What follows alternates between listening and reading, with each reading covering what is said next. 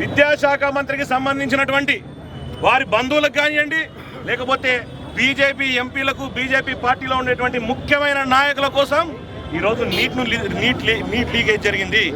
దీని వెనకాల 23.5 లక్షల విద్యార్థులు ఉన్నారు.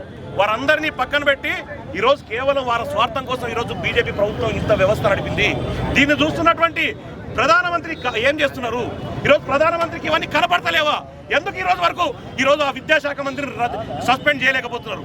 ఎందుకంటే దీని వెనకాల ఇదే విధంగానే 23 లక్షల మంది విద్యార్థులు ఇదే విధంగా ధోరణిలో ఉంటే రేపటి నీటుని రద్దు చేస్తే దీని వెనకాల ఉండేటువంటి అవకతవకలన్నీ బయటపడితే కేంద్ర ప్రభుత్వం కూలిపోయే పరిస్థితిలో ఉందని ఈరోజు వాళ్ళు ఆలోచన చేస్తున్నారు.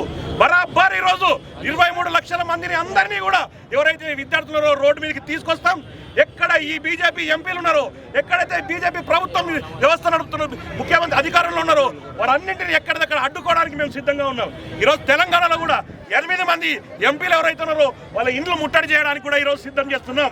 ఈరోజు ప్రధానమంత్రి ఒక్కడే గుర్తుపెట్టుకో, 24వ తారీఖు లోపు నువ్వు గిట్ట ఈ నీటిని రద్దు చేయకపోతే రాబోయే రోజుల్లో తెలంగాణలో ఎంపీలు ఒక్కడు కూడా తిరగడు.